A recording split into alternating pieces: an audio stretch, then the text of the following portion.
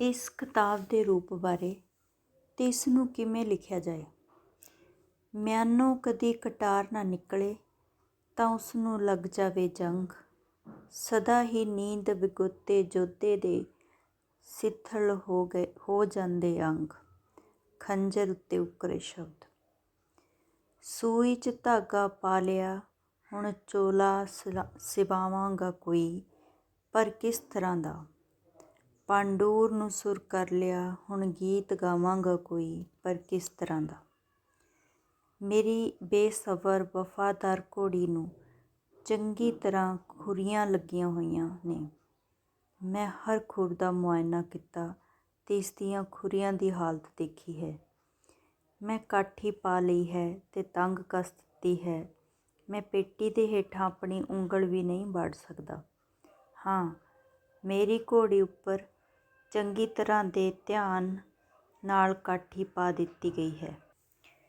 ਮੇਰੇ ਪਿਤਾ ਦੀ ਯਾਦ ਦਿਵਾਉਂਦਾ ਇੱਕ ਧੌਲੀ ਦਾੜੀ ਵਾਲਾ ਮੈਨੂੰ ਲਗਾਮ ਫੜਾਉਂਦਾ ਹੈ। ਇੱਕ ਹੁਸ਼ਿਆਰ ਨਜ਼ਰਾਂ ਵਾਲੀ ਬੱਚੀ ਮੈਨੂੰ ਚਾਬਕ ਫੜਾਉਂਦੀ ਹੈ।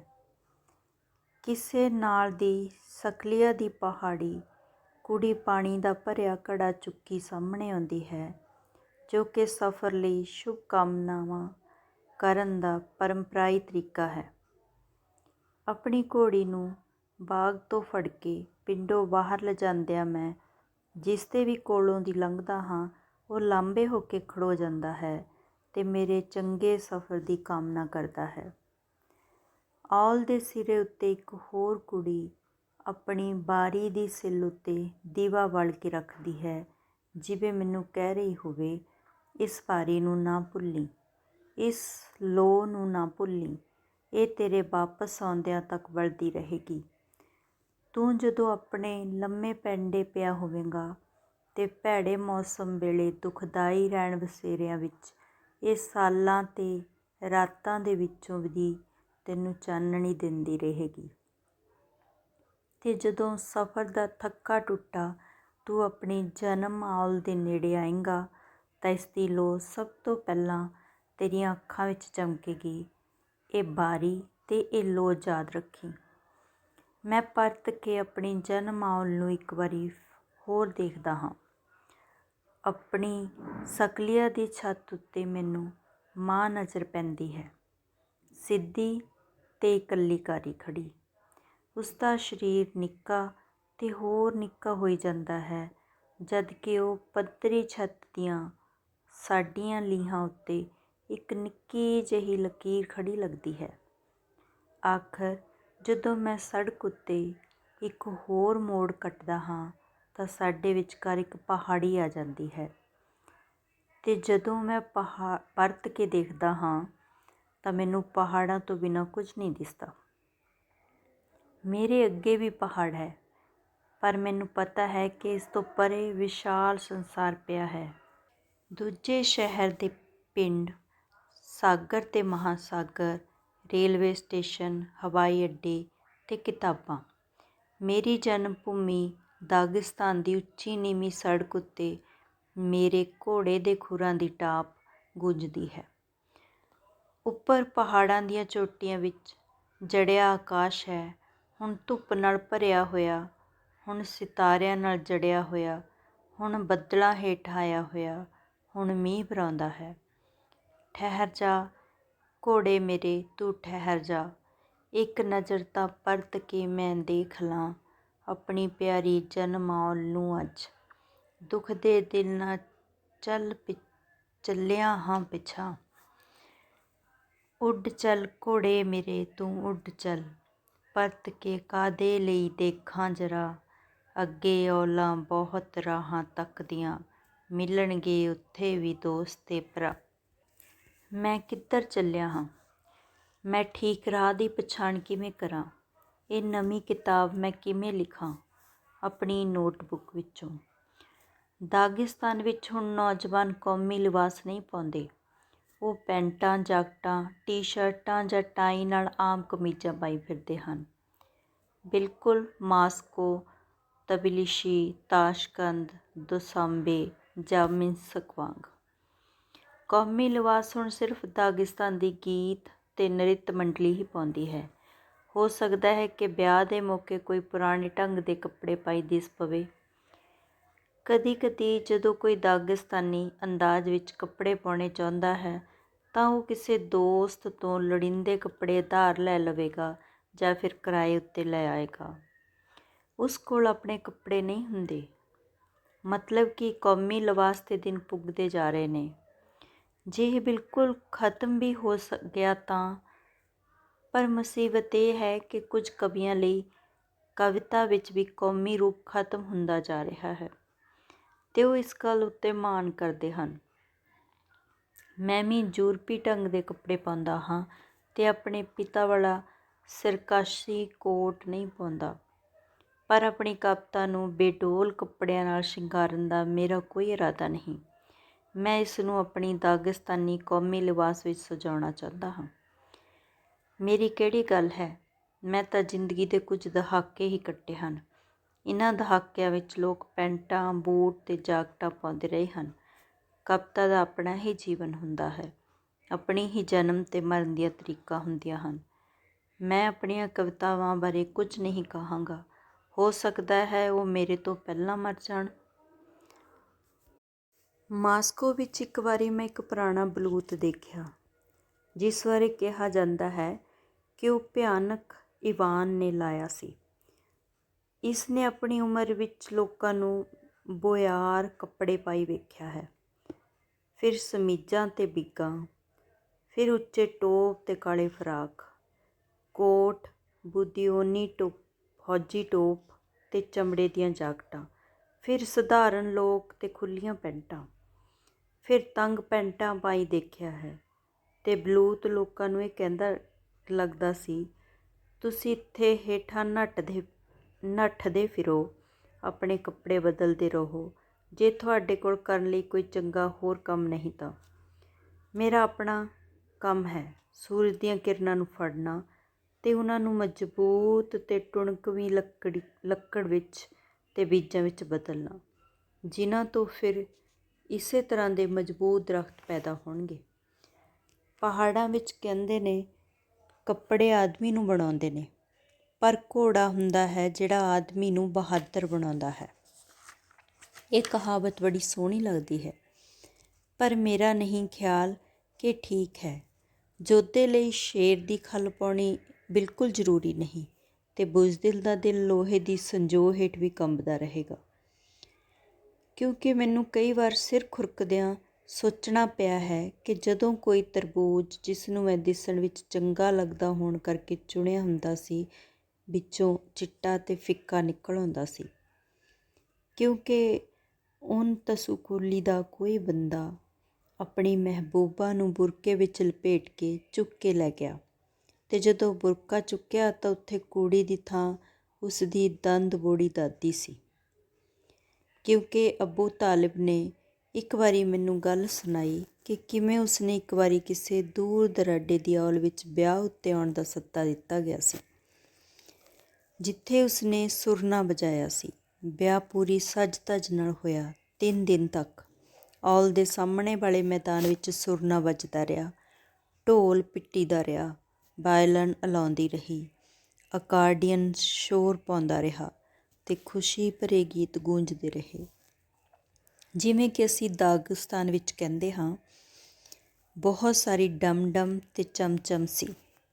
ਬਹੁਤ ਕੁਝ ਸੁਣਨ ਨੂੰ, ਬਹੁਤ ਕੁਝ ਖਾਣ ਨੂੰ। ਸਾਰਾ ਪਿੰਡ ਢੁੱਕਾ ਹੋਇਆ ਸੀ ਤੇ ਕੀ ਬੁੱਢੇ ਕੀ ਜਵਾਨ ਸਾਰੇ ਹੀ ਨੱਚ ਰਹੇ ਸਨ। ਤੀਜੇ ਦਿਨ ਸਭ ਕਾਸੇ ਦਾ ਪ੍ਰਬੰਧ ਕਰਨ ਵਾਲੇ ਨੇ ਉੱਚੀ ਸਾਰੀ ਐਲਾਨ ਕੀਤਾ ਕਿ ਬੌਟੀ ਤੇ ਲਾੜਾ ਪਿੰਡ ਵਿੱਚ ਆਉਣਗੇ ਤੇ ਨੱਚਣਗੇ। ਖੈਰ, ਸਾਰੇ ਲੋਕਾਂ ਨੇ 3 ਦਿਨਾਂ ਦੇ ਜਸ਼ਨਾਂ ਦੇ ਦੌਰਾਨ ਲਾੜੇ ਨੂੰ ਤਾਂ ਦੇਖਿਆ ਹੀ ਹੋਇਆ ਸੀ, ਪਰ ਬੌਟੀ ਆਪਣਾ ਮੂੰਹ ਘੁੰਡ ਵਿੱਚ ਲੁਕਾਈ ਸਾਰਾ ਸਮਾਂ ਬੈਠੀ ਰਹੀ ਸੀ। 3 ਦਿਨ ਅੱਬੂ ਤਾਲਬ ਬੌਟੀ ਦੇ ਸਜੀਲੇ ਕੱਪੜੇ ਦੇਖਦਾ ਰਿਹਾ ਸੀ, ਜਿਨ੍ਹਾਂ ਦੇ ਸ਼ੋਖ ਰੰਗ ਕਾਕੇਸ਼ਿਆਈ ਕਾਵਿ ਸੰਗ੍ਰਹਿ ਦੀ ਰੰਗੀਨ ਜਿਲਦ ਨਾਲ ਬਿੱਧਦੇ ਸਨ। ਜਦੋਂ ਦੁਲਹਨ ਉੱਠੀ ਤੇ ਪਿੜ ਵਿੱਚ ਗਈ ਤਾਂ ਅੱਬੂ ਤਾਲਿਬ ਉਸਦੀ ਡੀਲ ਡੌਲ ਦੇਖ ਕੇ ਚਕ੍ਰਿਤ ਹੋ ਗਿਆ। ਉਸਦੇ ਭਾਰੀ ਭਰਕਮ ਸਰੀਰ ਦੀ ਤੁਲਨਾ ਕਿਰਗੀਜ਼ ਮਹਾਂਕਾਵ ਮਾਨਸ ਵਰਗੀ ਜਿਹੜੀ ਕਿਸੇ ਚੀਜ਼ ਨਾਲ ਕੀਤੀ ਜਾ ਸਕਦੀ ਸੀ। ਇਸ ਨੂੰ ਰਾਜਕੀ ਸਾਹਿਤ ਪ੍ਰਕਾਸ਼ਕਾਂ ਨੇ ਪ੍ਰਕਾਸ਼ਿਤ ਕੀਤਾ ਹੈ। ਵਹੁਟੀ ਘੁੰਡ ਚੁੱਕਣ ਲਈ ਤਿਆਰ ਹੋਈ। ਸਾਰੇ ਬੁੱਤ ਬਣੇ ਹੋਏ ਸਨ। ਅੱਬੂ ਤਾਲਬ ਨੇ ਆਪਣਾ ਸਾਹ ਰੋਕ ਲਿਆ ਤੇ ਦੁਲਹਨ ਨੇ ਘੁੰਡ ਚੁੱਕ ਦਿੱਤਾ। 3 ਦਿਨਾਂ ਤੋਂ ਲੋਕ ਇਸ ਘੜੀ ਦੀ ਉਡੀਕ ਕਰ ਰਹੇ ਸਨ। ਉਸਦੀ ਇੱਕ ਅੱਖ ਖੂਨ ਜਾਮ ਵੱਲ ਦੇਖਦੀ ਸੀ ਤੇ ਦੂਜੀ ਬੋਤਲੀ ਵੱਲ। ਇੱਕ ਦੂਜੀ ਨਾਲ ਰੁੱਸ ਕੇ ਦੂਰ ਇੱਕ ਦੂਜੀ ਤੋਂ ਪਰੇ ਤੱਕ ਦੀਆਂ ਅੱਖਾਂ ਤੇ ਹੇਠਾਂ ਚਿਹਰੇ ਉੱਤੇ ਲੰਮਾ ਸਾਰਾ ਨੱਕ ਭੈੜੀ ਤਰ੍ਹਾਂ ਟੰਗਿਆ ਹੋਇਆ ਸੀ। ਅੱਬੂ ਤਾਲਬ ਨੂੰ ਤਾਂ ਫਿੱਟ ਪੈ ਗਿਆ। ਹੋਰ ਸੁਰ ਨਾ ਵਜਾਉਣ ਦੀ ਉਸ ਵਿੱਚ ਹਿੰਮਤ ਨਾ ਰਹੀ। ਉਹ ਉੱਠਿਆ ਤੇ ਵਿਆਹ ਵਾਲੀ ਥਾਂ ਤੋਂ ਨਿਕਲ ਗਿਆ। ਮੇਰਾ ਖਿਆਲ ਹੈ ਕਿ ਅੱਬੂ ਤਾਲਬ ਕਹਾਣੀ ਸੁਣਾਉਂਦਿਆਂ ਜ਼ਰਾ ਅਤਖਥਨੀ ਤੋਂ ਕੰਮ ਲੈ ਰਿਹਾ ਸੀ, ਪਰ ਫਿਰ ਵੀ ਸ਼ਾਨਦਾਰ ਦਿੱਖ ਮਾੜੀ ਕਿਤਾਬ ਨੂੰ ਵੀ ਨਹੀਂ ਬਚਾਏਗੀ। ਯੋਗ ਮੁਲਾਂਕਣ ਲਈ ਇੱਥੇ ਵੀ ਪਰਦਾ ਹਟਾਇਆ ਜਾਣਾ ਜ਼ਰੂਰੀ ਹੈ, ਕਿਉਂਕਿ ਇੱਕ ਸਮਾਂ ਸੀ ਜਦੋਂ ਪਹਾੜੀ ਇਲਾਕਿਆਂ ਵਿੱਚ ਔਰਤਾਂ ਦੇ ਸਥਾਨ 'ਤੇ ਉਹਨਾਂ ਵੱਲ ਆਦਮੀ ਦੇ ਵਤੀਰੇ ਨੂੰ ਭਖਦਾ ਮਸਲਾ ਅਸੂਲ ਦਾ ਸਵਾਲ ਬਣਾ ਦਿੱਤਾ ਗਿਆ ਸੀ। ਉਹ ਐਸਾ ਸਮਾਂ ਸੀ ਜਦੋਂ ਕੋਈ ਵੀ ਪਤੀ ਆਪਣੀ ਪਤਨੀ ਸਾਹਮਣੇ ਇੱਕ ਲਫ਼ਜ਼ ਕਹਿਣ ਦੀ ਹਿੰਮਤ ਨਹੀਂ ਸੀ ਕਰ ਸਕਦਾ। ਜ਼ਰਾ ਜਿੰਨਾ ਘਰ ਵਿੱਚ ਤਾਂ ਹੋਏ ਨਹੀਂ ਕਿ ਘਰ ਵਾਲੇ ਨੂੰ ਜ਼ਿਲ੍ਹਾ ਪਾਰਟੀ ਕਮੇਟੀ ਦੇ ਦਫ਼ਤਰ ਬੁਲਾ ਕੇ ਉਸਦੀ ਖੁੰਬ ਟੱਪ ਦਿੱਤੀ ਜਾਂਦੀ ਸੀ। ਸਭ ਤੋਂ ਪਹਿਲਾਂ ਜ਼ਿਲ੍ਹਾ ਕਮੇਟੀ ਦੇ ਸਾਰੇ ਅਮਲੇ ਨੂੰ ਡਾਂਟ ਡੱਪ ਕੀਤੀ ਗਈ ਤਾਂ ਕਿ ਕੋਈ ਸਮਝੇ ਨਾ ਕਿ ਰਹੀ ਕੀਤੀ ਗਈ ਹੈ। ਉਹ ਸਾਰਾ ਸਾਲ ਪਹਾੜੀ ਔਰਤਾਂ ਦੀਆਂ ਕਾਨਫਰੰਸਾਂ ਹੁੰਦੀਆਂ ਰਹੀਆਂ ਸਨ, ਜਿਨ੍ਹਾਂ ਵਿੱਚ ਇੰਨੇ ਲਫ਼ਜ਼ ਬੋਲੇ ਗਏ ਜਿੰਨੇ ਦੂਜੀਆਂ ਸਾਰੀਆਂ ਕਾਂਗਰਸਾਂ ਵਿੱਚ ਮਿਲਾ ਕੇ ਨਹੀਂ ਬੋਲੇ ਗਏ ਹੋਣੇ। ਬਿਲਕੁਲ ਉਸੇ ਸਾਲ ਇੱਕ ਚੰਗੀ ਡੀਲ ਡੌਲ ਵਾਲੀ ਔਰਤ ਐਤਵਾਰੀ ਬਾਜ਼ਾਰ ਵਿੱਚ ਦਿਖਾਈ ਦੇਣ ਲੱਗੀ, ਜਿੱਥੇ ਉਹ ਐਸੀਆਂ ਚੀਜ਼ਾਂ ਵੇਖਦੀ ਜਿਨ੍ਹਾਂ ਦੀ ਮਨਾਹੀ ਸੀ। ਪੁਲਿਸ ਵਾਲਾ ਉਸ ਤੋਂ ਕਤਰਾਉਂਦਾ ਸੀ, ਕਿਉਂਕਿ ਉਸ ਨੂੰ ਡਰ ਸੀ ਕਿ ਕਿਤੇ ਉਸ ਉੱਤੇ ਪਹਾੜੀ ਔਰਤ ਦੀ ਸਵੈਧੀਨਤਾ ਤੇ ਬਰਾਬਰੀ ਉੱਤੇ ਛਾਪਾ ਮਾਰਨ ਦਾ ਸ਼ੱਕ ਨਾ ਕੀਤਾ ਜਾਏ। ਤਾਂ ਵੀ ਤੀਜੇ ਐਤਵਾਰ ਉਸਨੇ ਉਸਨੂੰ ਹਲਕੀ ਜਿਹੀ ਚੇਤਾਵਨੀ ਦੇ ਦਿੱਤੀ ਤੇ 5ਵੇਂ ਐਤਵਾਰ ਉਸਨੇ ਉਸਨੂੰ ਫੜਨ ਦਾ ਤੇ ਥਾਣੇ ਲੈ ਜਾਣ ਦਾ ਫੈਸਲਾ ਕਰ ਲਿਆ। ਜਦੋਂ ਬਾਜ਼ਾਰ ਵਿੱਚ ਉਸ ਨੂੰ ਲਿਜਾਇਆ ਜਾ ਰਿਹਾ ਸੀ ਤਾਂ ਲੋਕ ਉਸ ਵੱਲ ਉਂਗਲਾਂ ਕਰ ਰਹੇ ਸਨ ਤੇ ਹੈਰਾਨ ਹੋ ਰਹੇ ਸਨ ਕਿ ਉਸਨੇ ਪਹਾੜਾਂ ਦੀ ਇੱਕ ਸਵੈਧੀਨ ਤੇ ਮੁਕਤੀ ਪਾ ਚੁੱਕੀ ਔਰਤ ਨੂੰ ਗ੍ਰਿਫਤਾਰ ਕਰਨ ਦੀ ਹਿੰਮਤ ਕਿਵੇਂ ਕੀਤੀ।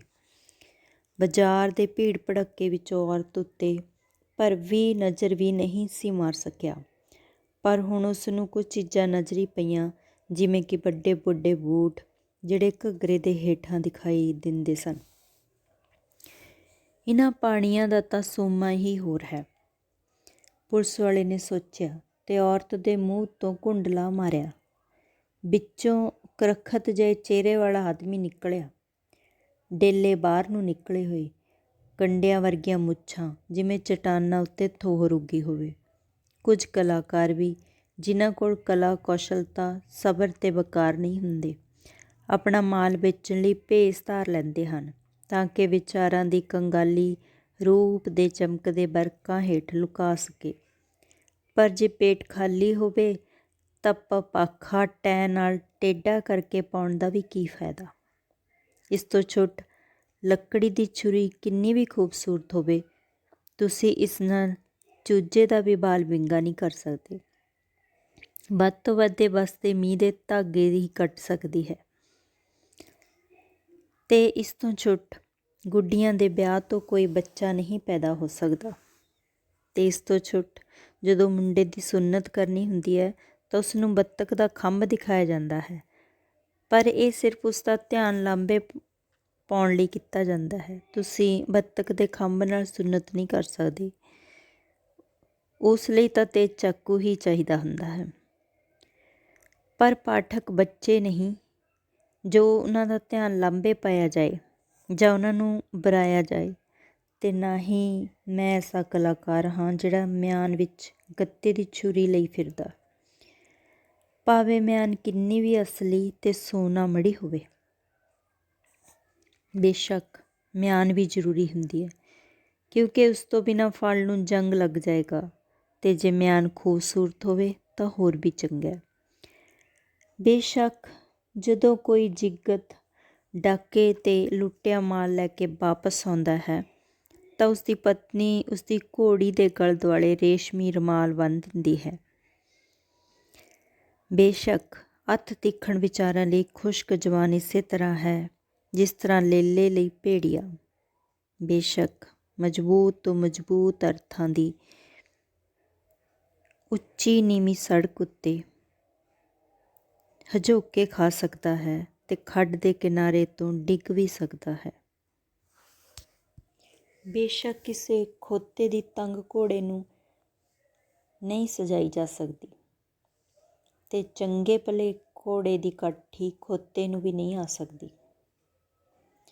ਇੱਥੇ ਮੈਂ ਤੁਹਾਨੂੰ ਬਲਖਾਰ ਵਾਸੀ ਅਤੇ ਉਸਦੇ ਮਰੀਅਲ ਘੋੜੇ ਦੀ ਕਹਾਣੀ ਸੁਣਾਵਾਂਗਾ। ਬਲਖਾਰ ਵਾਸੀ ਅਤੇ ਉਸਦੇ ਮਰੀਅਲ ਘੋੜੇ ਦੀ ਕਹਾਣੀ। ਇੱਕ ਵਾਰੀ ਇੱਕ ਬਲਖਾਰ ਵਾਸੀ ਨੇ ਆਪਣੇ ਭੈੜੇ ਜਿਹੇ ਦਿਸਦੇ ਘੋੜੇ ਉੱਤੇ ਆਪਣੇ ਮਿੱਟੀ ਦੇ ਭਾਂਡੇ, ਘੜੇ ਅਤੇ ਪਲੇਟਾਂ ਲੱਦ ਲਈਆਂ। ਪਹਾੜੀ ਪਿੰਡਾਂ ਵਿੱਚ ਉਹਨਾਂ ਨੂੰ ਵੇਚਣ ਤੁਰ ਪਿਆ।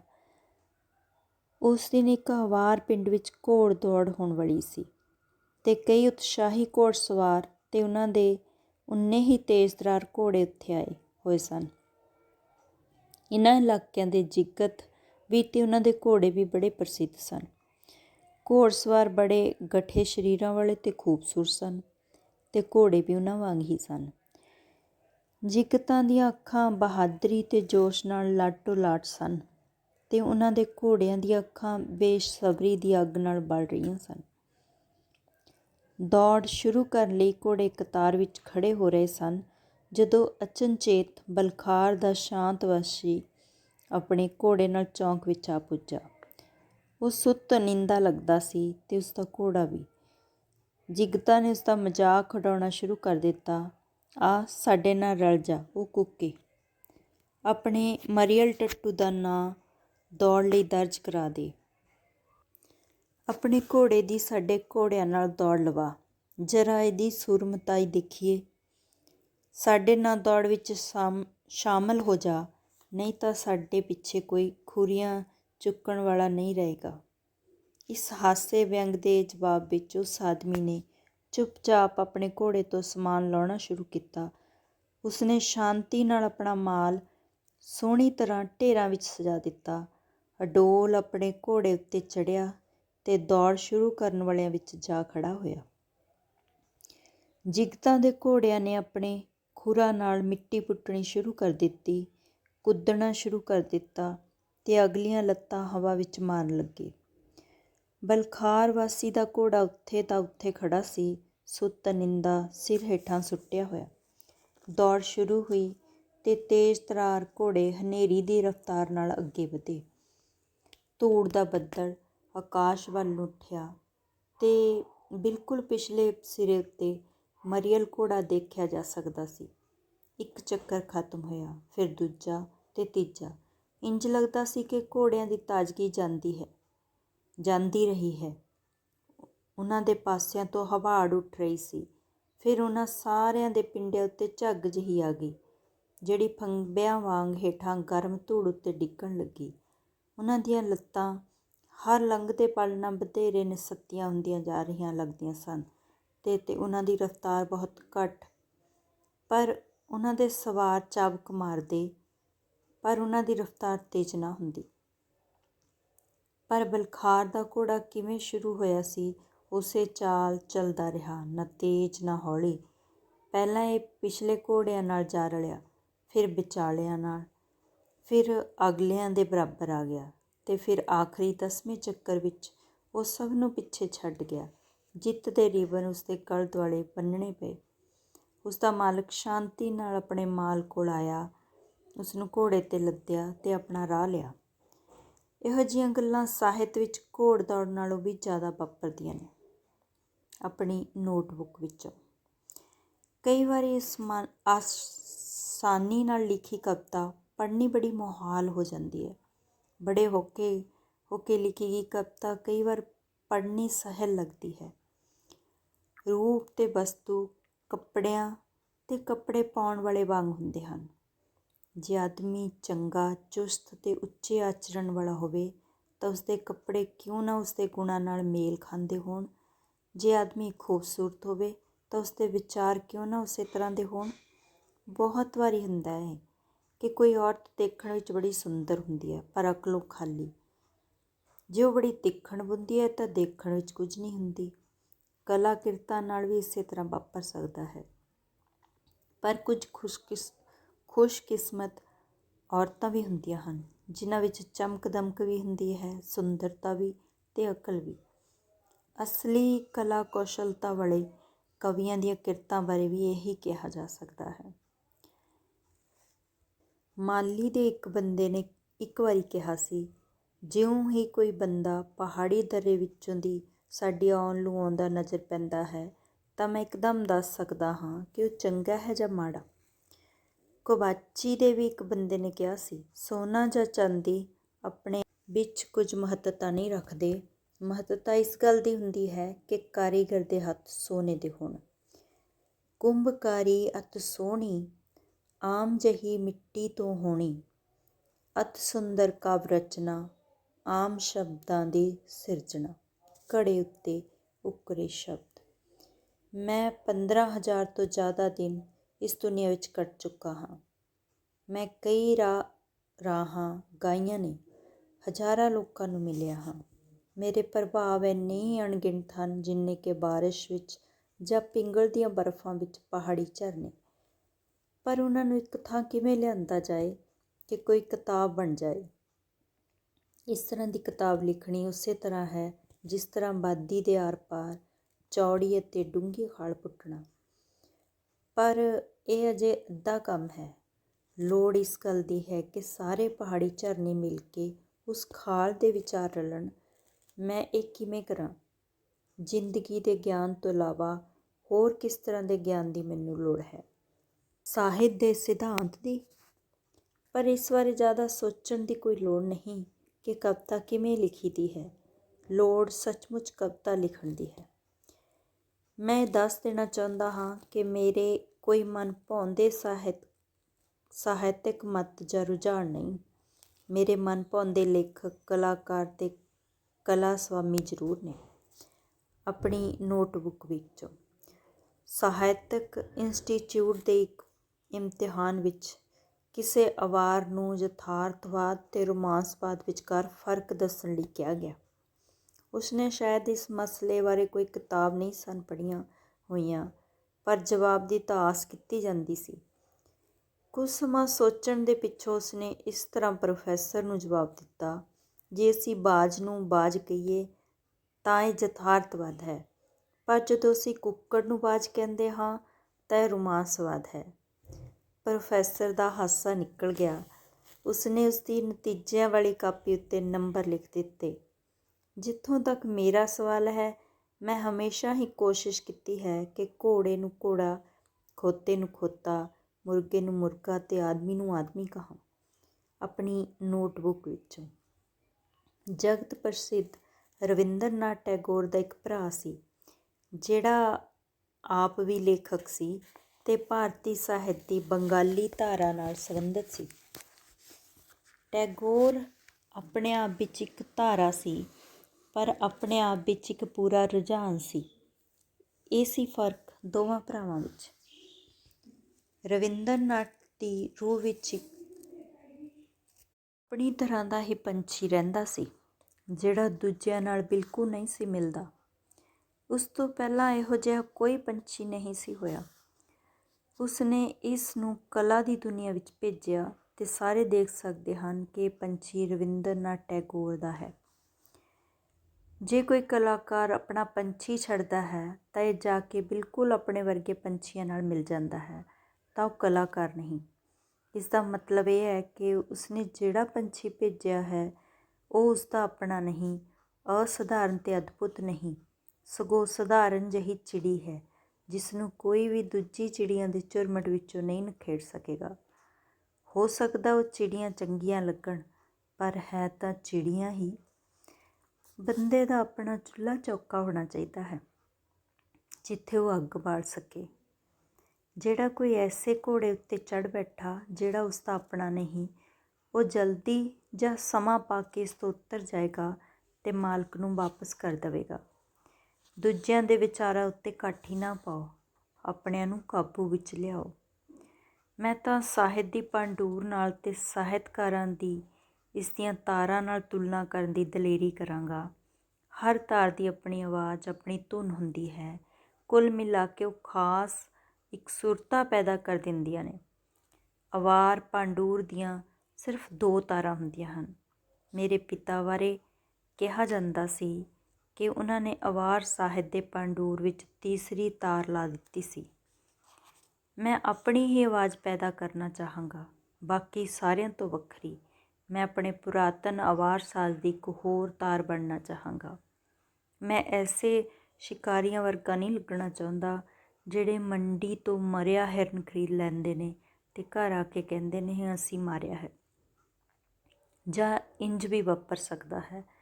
ਅਫਵਾਹ ਫੈਲ ਗਈ ਕਿ ਕਿਸੇ ਸ਼ਿਕਾਰੀ ਨੇ ਇੱਕ ਖੱਡ ਵਿੱਚ ਵੱਡਾ ਸਾਰਾ ਜੰਗਲੀ ਸ਼ਾਨ ਮਾਰਿਆ ਹੈ ਅਤੇ ਬਾਕੀ ਸਾਰੇ ਸ਼ਿਕਾਰੀ ਉਸ ਖੁਸ਼ਕਿਸਮਤ ਖੱਡ ਵੱਲ ਨੂੰ ਨੱਠ ਉੱਠਦੇ ਹਨ। ਇੰਨੇ ਚਿਰ ਨੂੰ ਪਹਿਲਾ ਸ਼ਿਕਾਰੀ ਕਿਸੇ ਦੂਜੀ ਥਾਂ 'ਤੇ ਇੱਕ ਵੱਡਾ ਸਾਰਾ ਰਿੱਛ ਮਾਰ ਦਿੰਦਾ ਹੈ। ਤਦ ਤੱਕ ਬਾਕੀ ਦੇ ਸ਼ਿਕਾਰੀ ਉਸ ਥਾਂ ਤੱਕ ਜਾਂਦੇ ਹਨ। ਉਹ ਮਹਾਂ ਸ਼ਿਕਾਰੀ ਕਿਸੇ ਤੀਜੀ ਖੱਡ ਵਿੱਚ ਵੱਡਾ ਸਾਰਾ ਬਰਫਾਨੀ ਚੀਤਾ ਮਾਰ ਦਿੰਦਾ ਹੈ। ਉਹਨਾਂ ਵਿੱਚੋਂ ਕਿਹੜਾ ਅਸਲੀ ਸ਼ਿਕਾਰੀ ਹੈ? ਉਹ ਜਿਹੜਾ ਆਪਣਾ ਸ਼ਿਕਾਰ ਆਪ ਲੱਭਦਾ ਹੈ ਜਾਂ ਕਿ ਉਹ ਜਿਹੜਾ ਉਸਦੇ ਪੈਰ ਚਿੰਨ੍ਹਾਂ ਉੱਤੇ ਨੱਠਦਾ ਹੈ? ਇਸ ਤਰ੍ਹਾਂ ਦੇ ਲੋਕ ਦੂਜਿਆਂ ਦੇ ਲਾਏ ਜਾਲ ਉੱਪਰ ਛਾਪਾ ਮਾਰਨ ਤੋਂ ਨਹੀਂ ਝਿਜਕਣਗੇ। ਉਹਨਾਂ ਤੋਂ ਮੈਨੂੰ ਕੁਝ ਲੇਖਕ ਯਾਦ ਆ ਜਾਂਦੇ ਨੇ। ਬੰਦੇ ਨੂੰ ਮੇਰੇ ਇੱਕ ਵਾਕਫਕਾਰ ਦੇ ਵਤੀਰੇ ਦੀ ਨਕਲ ਕਦੀ ਨਹੀਂ ਕਰਨੀ ਚਾਹੀਦੀ, ਜਿਹੜਾ ਕੋਰਨੇਈ ਚੁਕੋਵਸਕੀ ਨੂੰ ਮਿਲਣ ਤੋਂ ਪਿੱਛੋਂ ਇੱਕ ਬਹਾਨਾ ਕਰਨ ਲੱਗ ਪਿਆ ਸੀ ਕਿ ਅਬੂ ਤਾਲਬ ਨੂੰ ਨਹੀਂ ਜਾਣਦਾ। ਜਿਹੜਾ ਕੋਈ ਨਾਲਾ ਸਮੁੰਦਰ ਤੱਕ ਪੁੱਜ ਗਿਆ ਹੈ, ਉਸ ਨੀਲੇ ਸਾਗਰ ਦੀ ਅਥਾਹ ਵਿਸ਼ਾਲਤਾ ਨੂੰ ਦੇਖਦਾ ਹੈ ਜਿਸ ਦੇ ਨਾਲ ਇਹ ਇੱਕਮਿਕ ਹੋ ਰਿਹਾ ਹੈ। ਉਸ ਨੂੰ ਉੱਪਰ ਪਹਾੜਾਂ ਵਿਚਲਾ ਉਹ ਸੋਮਾ ਨਹੀਂ ਭੁੱਲਣਾ ਚਾਹੀਦਾ ਜਿਸ ਨੇ ਉਸ ਨੂੰ ਜਨਮ ਦਿੱਤਾ ਸੀ। ਨਾ ਹੀ ਉਹ ਲੰਮਾ ਤੇ ਤੰਗ ਪਹਾੜੀ ਤੇ ਵਲਵਲੇਵੇਂ ਖਾਂਦਾ ਰਾਹ ਭੁੱਲਣਾ ਚਾਹੀਦਾ ਹੈ ਜਿਹੜਾ ਉਸ ਨੂੰ ਧਰਤੀ ਤੱਕ ਪੁੱਜਣ ਲਈ ਤੈਅ ਕਰਨਾ ਪਿਆ ਸੀ। ਬੇਸ਼ੱਕ ਮੈਂ ਉਸ ਪਹਾੜੀ ਨਾਲੇ ਵਾਂਗ ਹਾਂ। ਮੈਨੂੰ ਉਹ ਸੋਮਾ ਪਿਆਰਾ ਹੈ ਜਿਸ ਤੋਂ ਮੈਂ ਪੈਦਾ ਹੋਇਆ ਹਾਂ ਅਤੇ ਉਹ ਪਥਰੀਲਾ ਰਾਹ ਵੀ ਜਿਸ ਉੱਤੇ ਮੈਂ ਚੱਲਿਆ ਹਾਂ। ਮੈਨੂੰ ਉਹ ਧੁੰਦਲੀਆਂ ਖੱਡਾਂ ਪਿਆਰੀਆਂ ਨੇ ਜਿਨ੍ਹਾਂ ਵਿੱਚੋਂ ਦੀ ਮੇਰੇ ਪਾਣੀ ਲੰਘਦੇ ਨੇ ਅਤੇ ਉਹ ਚਟਾਨਾਂ ਪਿਆਰੀਆਂ ਨੇ ਜਿੱਥੋਂ ਚਾਂਦੀ ਰੰਗੇ ਝਰਨੇ ਬਣੇ ਨੇ ਅਤੇ ਉਹ ਨੀਵੀਆਂ ਅਤੇ ਸ਼ਾਂਤਮਈ ਥਾਵਾਂ ਵੀ ਜਿੱਥੇ ਉਹ ਡੂੰਘੇ ਹੋ ਜਾਂਦੇ ਨੇ ਅਤੇ ਆਪਣੇ ਆਸ-ਪਾਸ ਦੇ ਪਹਾੜਾਂ ਦੇ ਅਤੇ ਉੱਪਰ ਆਕਾਸ਼ ਦੇ ਸਮੇਤ ਇਸ ਦੇ ਸਾਰੇ ਸਿਤਾਰਿਆਂ ਦੇ ਪਰਤੋਅ ਦਿੰਦੇ ਨੇ ਅਤੇ ਫਿਰ ਉਹ ਵਹਿੰਦੇ ਜਾਂਦੇ ਨੇ, ਕਦੇ ਹੌਲੀ ਕਦੇ ਤੇਜ਼ ਰਫ਼ਤਾਰ। ਪਰ ਮੈਂ ਇਹ ਨਹੀਂ ਕਹਾਂਗਾ ਕਿ ਸਿਰਫ ਖੱਡਾਂ ਹੀ ਮੇਰੇ ਲਈ ਕਾਫੀ ਹਨ। ਜੇ ਮੈਂ ਵਹਿੰਦਾ ਜਾਂਦਾ ਹਾਂ ਤਾਂ ਇਸ ਦਾ ਮਤਲਬ ਹੈ ਮੇਰੇ ਅੱਗੇ ਇੱਕ ਨਿਸ਼ਾਨਾ ਪਿਆ ਹੈ। ਮੈਂ ਨਾ ਸਿਰਫ ਅਨੁਭਵ ਹੀ ਕਰਦਾ ਹਾਂ ਸਗੋਂ ਸੱਚਮੁੱਚ ਉਸ ਅਥਾਹ ਸਾਗਰ ਨੂੰ ਦੇਖ ਸਕਦਾ ਹਾਂ ਜਿਹੜਾ ਮੈਨੂੰ ਉਡੀਕ ਰਿਹਾ ਹੈ। ਮੈਂ ਇਸ ਵਿੱਚ ਇਕੱਲਾ ਨਹੀਂ, ਮੈਂ ਸਾਰੇ ਦਾਗਿਸਤਾਨ ਦਾ ਇੱਕ ਅਟੁੱਟ ਅੰਗ ਹਾਂ ਜਿਸ ਦੇ ਸਾਹਮਣੇ ਵਿਸ਼ਾਲ ਦੁਮੇਲ ਖੁੱਲ੍ਹ ਗਏ ਹਨ। ਇਹਨਾਂ ਸਾਰੇ ਸਾਲਾਂ ਵਿੱਚ ਸਿਰਫ ਸਾਡੇ ਕਬਰਿਸਤਾਨਾਂ ਦੀਆਂ ਹੱਦਾਂ ਹੀ ਫੈਲੀਆਂ ਹਨ, ਸਗੋਂ ਜ਼ਿੰਦਗੀ ਬਾਰੇ ਅਤੇ ਦੁਨੀਆ ਬਾਰੇ ਸਾਡੇ ਸੰਕਲਪਾਂ ਦੀਆਂ ਹੱਦਾਂ ਵੀ ਵਿਸ਼ਾਲ ਹੋਈਆਂ ਹਨ। ਮੈਂ ਇੱਕ ਅਵਾਰ ਕਵੀ ਹਾਂ, ਪਰ ਆਪਣੇ ਦਿਲ ਵਿੱਚ ਸ਼ਹਿਰੀ ਜ਼ਿੰਮੇਵਾਰੀ ਦੀ ਭਾਵਨਾ ਰੱਖਦਾ ਹਾਂ, ਨਾ ਸਿਰਫ ਅਵਾਰਸਤਾਨ ਲਈ ਜਾਂ ਸਾਰੇ ਦਾਗਿਸਤਾਨ ਜਾਂ ਸਾਰੇ ਦੇਸ਼ ਲਈ, ਸਗੋਂ ਸਾਰੀ ਦੁਨੀਆ ਲਈ। ਇਹ 20ਵੀਂ ਸਦੀ ਹੈ। ਬੰਦਾ ਕਿਸੇ ਤਰ੍ਹਾਂ ਹੋਰ ਵੀ ਰਹਿ ਸਕਦਾ ਹੈ।